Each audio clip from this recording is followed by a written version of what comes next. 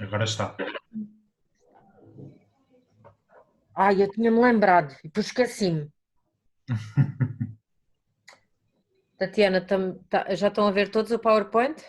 Outra vez? Hum, sim. Agora sim. Estávamos a falar das sanções disciplinares que os empregadores podem exercer sobre os trabalhadores, que são de 4 tipos, ou seja, dependem dos níveis, começa sempre do mais baixo para o mais alto. O desejável é que não sejam aplicáveis, obviamente, porque é isso, não se deseja que isso aconteça, mas no caso de acontecerem, começam sempre, há 4 tipos, como eu já disse, e começam sempre pela repreensão escrita, ou devem começar pela repreensão escrita, que é menos gravosa, e a repreensão escrita mais não é que uma chamada de atenção por alguma irregularidade que o trabalhador tenha feito. Depois, quando passamos à segunda, que é uma multa, e aqui existe uma quantia fixa e não pode ser superior ao valor de 6 remunerações base diárias por cada infração, nem ao valor total correspondente à remuneração base de 90 dias por ano. Isto já são em casos muito... Muito extremos. sim, não se quer mesmo que isto aconteça. Até porque havendo uma repreensão escrita, normalmente a pessoa já não... ou espera-se que a pessoa já não faça nada. Depois passamos para a suspensão e aqui afasta-se completamente o trabalhador do órgão ou do serviço durante um certo período de tempo, não pode ser indefinidamente, pode oscilar entre 20 a 90 dias por cada infração, há um máximo, que são 240 dias por ano, e não são pagos, obviamente, porque senão não seria uma sanção e seriam umas férias, não é? Uhum. Pronto. E depois a última, e é que não se deseja mesmo, que é o despedimento disciplinar ou a demissão. Consiste no afastamento definitivo do órgão ou serviço do trabalhador com o contrato de trabalho em funções públicas, no caso de ser as funções públicas, cessando o vínculo de emprego. A sanção de demissão é não mais do que o afastamento definitivo do órgão ou serviço por parte do trabalhador. E aqui acabou-se. Ok? Então, e quando é que são aplicadas estas sanções disciplinares? Então, pode haver outro tipo, no caso lá está, de haver, se for regulamentado, os sindicatos, essas coisas todas, pode haver outro tipo, nunca prejudicando o princípio básico, lá está, do Código do Trabalho, dos deveres, dos direitos e garantias do trabalhador.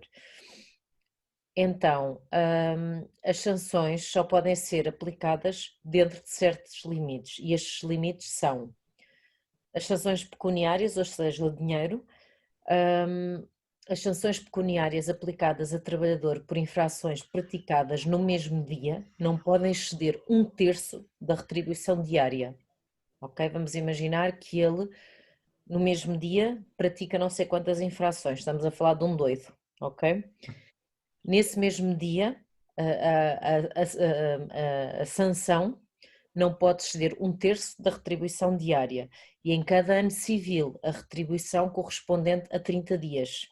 O limite poderá, em casos especiais, ser elevado até ao dobro por instrumento de regulamentação coletiva de trabalho, se houver um acordo para que isso seja dobrado. Está bem? Mas isto já são em casos muito especiais, é o que eu vos digo. Normalmente, eu nunca vi, eu vi repreensões escritas, Sim. o resto nunca vi. Eu já vi de despedimentos disciplinares. Já, Pronto, já vi.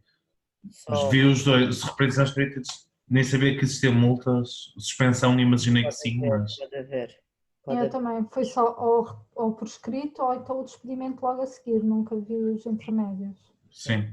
Eu também nunca vi multas, nunca nada. Está previsto, mas também nunca vi. Eu acho que nem está Não previsto acho que se possa correto. aplicar, pronto, mas está previsto que se possa aplicar. Não sei até que ponto é que também se quer que se aplique, não é? Pronto, mas está previsto que se possa aplicar. Depois pode haver também perda de dias de férias. Saltei? Não. Não. Perda de dia de férias, desde que não exceda, não pode pôr em causa o gozo de 20 dias úteis. A suspensão do trabalho não pode exceder 30 dias por cada infração e em cada ano civil o total de 90 dias. O limite poderá, lá está, elevado ao dobro em caso de instrumento de regulamentação coletiva de trabalho. Tudo isto é negociável. Agora, no caso de vocês terem o infortúnio de passar por isto, como é que vocês devem proceder para abrir um processo de sanções disciplinares laborais, caso isso venha a acontecer na vossa empresa? Quando se justificar uma sanção disciplinar que implique o despedimento do vosso trabalhador, o que é que vocês devem fazer? Devem comunicar por escrito ao trabalhador a intenção de o despedir, ok? Juntamente com a devida nota de culpa. Isto parece quase uma coisa do tribunal, mas pronto, ok? Têm até 60 dias desde a Para verificação. contestar. Vocês, empregadores, têm até 60 dias desde a verificação da infração, que deverá ter ocorrido há menos de um ano, para abrir um processo que envolva sanções disciplinares. Ok? É um prazo longo, não é? É. Bastante longo, 60 É para tu dias. refletires. É, Bem, prazo longo. Tá? Hum. Isto é um livro antigo, pronto, onde se registava, agora já se pode fazer tudo no computador. Caso vocês não venham a ter isto no computador, havia um livro que é isto, o Registro de Sanções Disciplinares, onde se registava assim, antigamente. Caso vocês venham a passar por isto, é este tipo de folha que vocês vão encontrar. Ok? sim. Agora, se vocês se quiserem demitir ou se por acaso receberem uma carta de demissão por parte de um colaborador vosso, está aqui vários tipos de cartas de demissão que eu achei importante vos mostrar. A linguagem deve ser formal e temos aqui alguns exemplos. Deve ter sempre o local e a data. E está aqui um exemplo. Excelentíssimos senhores, tendo por base o artigo tal do decreto de lei tal, venho por este meio comunicar que tomei a decisão de rescindir o contrato de trabalho, têm que ir às rescisões do contrato de trabalho, que até à data mantenho com a vossa empresa com efeitos a partir do dia qualquer coisa. Exemplo 1. Desta forma solicito a vossas excelências que levem a cabo o cálculo dos vencimentos que terei direito a receber até à presente data em que rescindo o contrato. Desde já agradeço a oportunidade que me foi dada de trabalhar nesta empresa, desejando votos de muito sucesso. Com os melhores cumprimentos, assinatura e nome por baixo da mesma. Foi assim que fez, Ruben? Sim. Deixar sempre Não. uma porta aberta. Não tão elaborado, mas simplesmente depende da empresa. Todas as empresas onde trabalhei, já foram 5, fui eu que me demiti sempre, portanto já estou um bocadinho habituado. Se foram empresas com quem eu tenha assim uma boa relação, dizia sempre algumas palavras, outras era só por motivos de ordem pessoal, rescindo o meu contrato na data X. Dependia muito da minha exposição com a empresa. Ok. Segundo exemplo, o local e a data, excelentíssimos senhores, através da presente carta, comunico a intenção de rescindir o contrato de trabalho com a vossa empresa. Esta rescisão vigorará a partir do dia tal. Desta forma, cumpro a obrigação prevista pela lei. Não sei se vocês reparam, vocês estão-se a defender. Okay? Desta forma, cumpro a obrigação prevista pela lei de informar a entidade patronal com 60 dias de antecedência. Informo também que pretendo usufruir do período de férias, que tenho direito até à data acima referida, solicitando ainda o pagamento dos subsídios de Natal e de férias devidos. Esta carta está muito elaborada. Perdão. Em proporção aos dias em que estive a exercer funções no corrente ano. Sem mais assunto, de momento apresento os melhores cumprimentos, assinatura e nome por baixo da mesma. Ok? Pronto. Outras dicas para escreverem uma carta de demissão. Antes de escreverem a vossa carta de demissão, devem refletir bem sobre esta tomada de decisão. Não façam de cabeça quente. Têm que saber de antemão o prazo legal que vão ter que cumprir para poder rescindir o contrato. Não, depois vão pensar que têm direito a umas coisas e depois não têm. Escrevam a carta com linguagem cuidada e formal. Antes de entregar a carta, tenham o cuidado de informar o chefe acerca da vossa intenção de se despedir. Fica bem, fica sempre bem. Entreguem a carta diretamente ou ao chefe ou ao Departamento de Recursos Humanos. Ok? Depois tem X dias para se arrepender, não é? Sim. Tem X dias para se arrepender, nós já falámos sobre isso, só que Agora não me estou a recordar quantos são, mas sim. eu Eu acho são que não 5 são ou 10, 15. 5 ou Acho 10, que é menos. É se calhar 5 ou 10, sim. eu acho que eram 5 ou 5 ou 10. Nós já vimos isso. Não, eu acho que até 10. Eu acho que é perto de 15, por acaso. Não tenho. Depende Eu não também me do tempo recordo. que for o contrato. O vosso arrependimento não quer dizer que, pronto, que seja, que a situação se torne reversível, não é? Sim, sim. Pronto.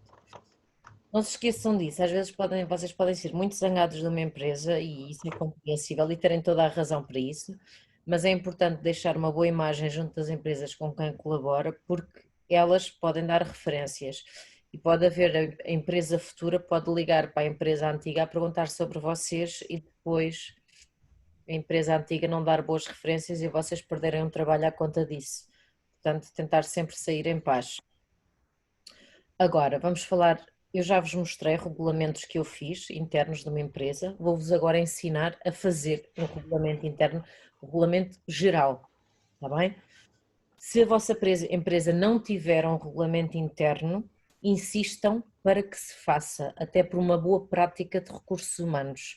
E vocês já não têm razão para não terem boas práticas de recursos humanos, está bem? Ao fim deste tempo todo.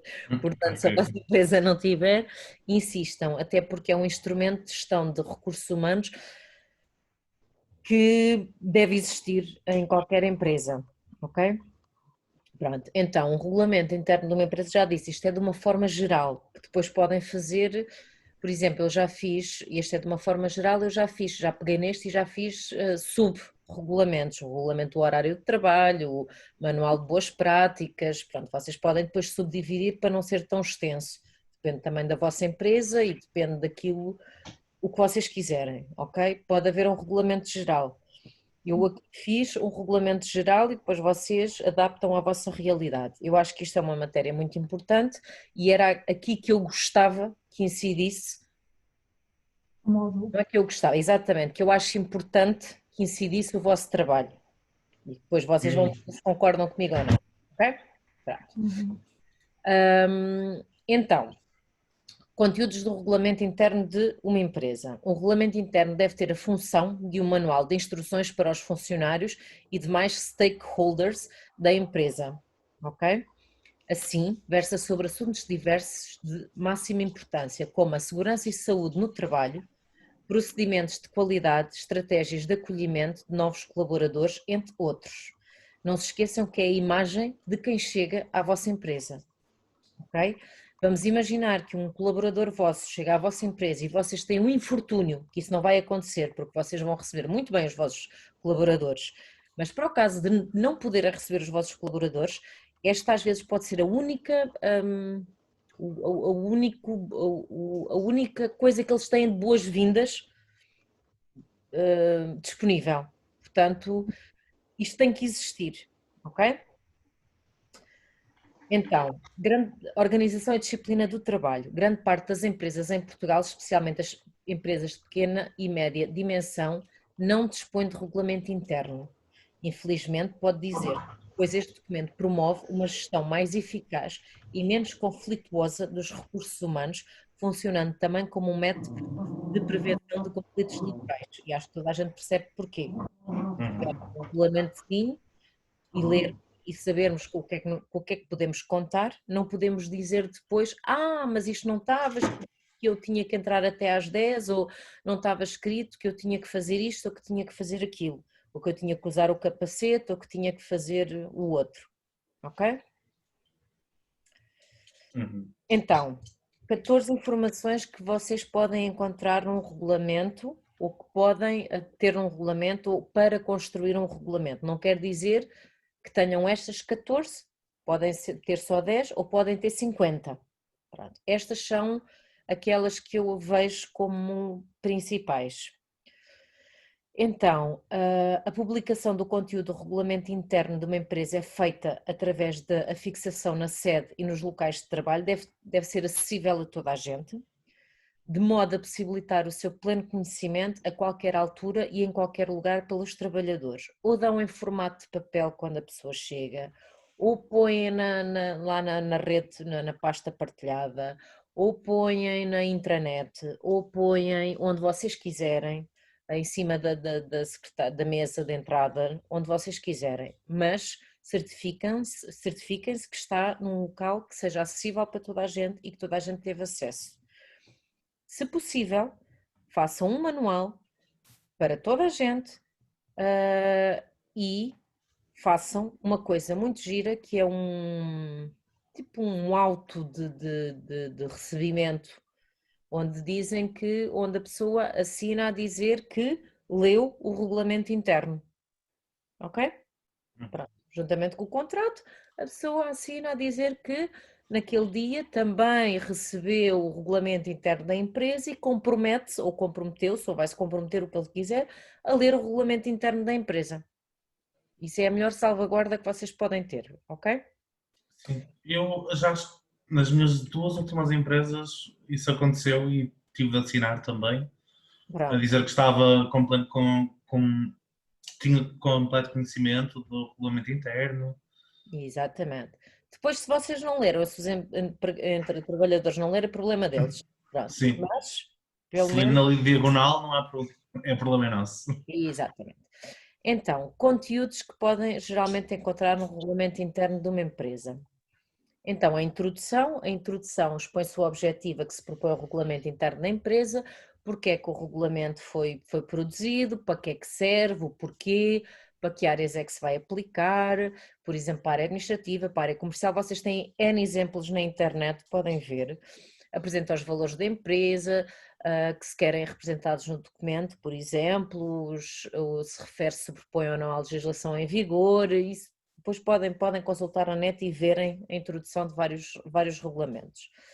Depois, normalmente, tem a apresentação, a história, o ciclo de vida da empresa, como é que ela surgiu, quem é que são os donos da empresa, quais é que foram as conquistas mais marcantes ao longo do tempo, a história assim da empresa para enquadrar os novos trabalhadores.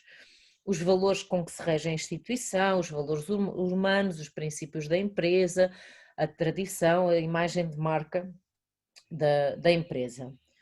Também a sua missão, normalmente, é apresentada aqui nesta fase.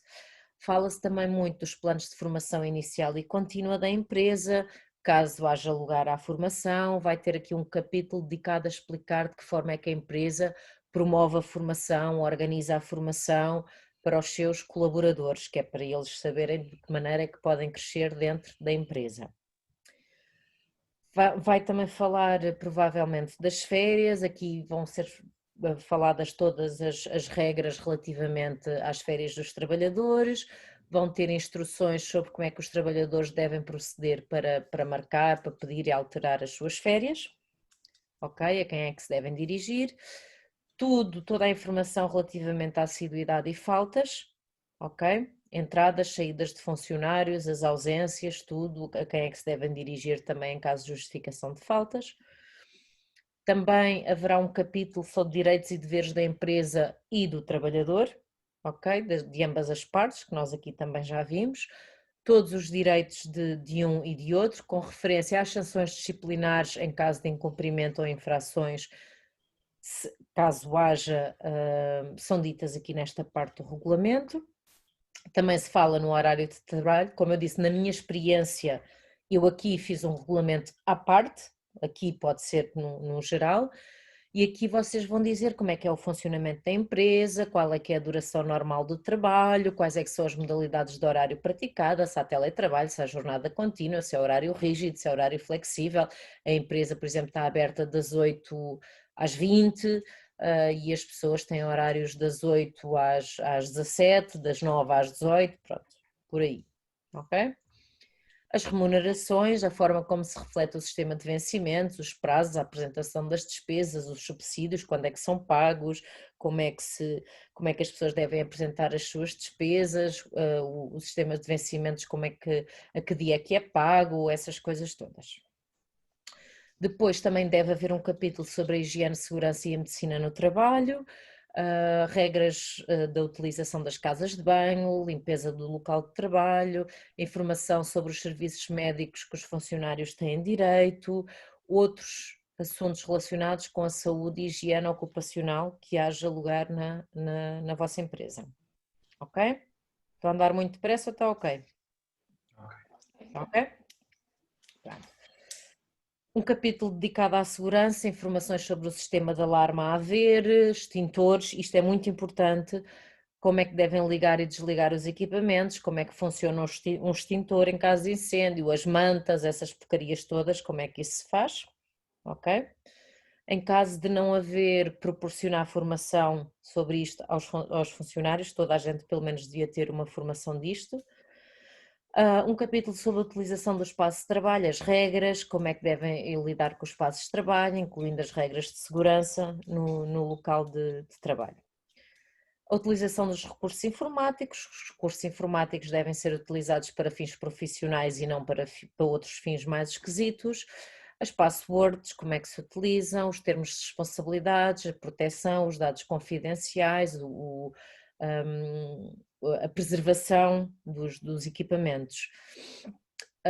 Uma parte da utilização dos recursos da empresa, as regras para utilizar estes mesmos recursos, os computadores, os projetores, as salas de formação, o material, equipamentos de lazer, entre outros, como é que estes devem ser utilizados. Ok? Pronto. E muito mais que vocês podem acrescentar num regulamento, podem ver, é o que eu digo, podem consultar na net, eu até cheguei-vos a mostrar de um regulamento interno de uma empresa, não sei se estão recordados. Sim. Pronto, podem ver por aí, podem tirar ideias por aí.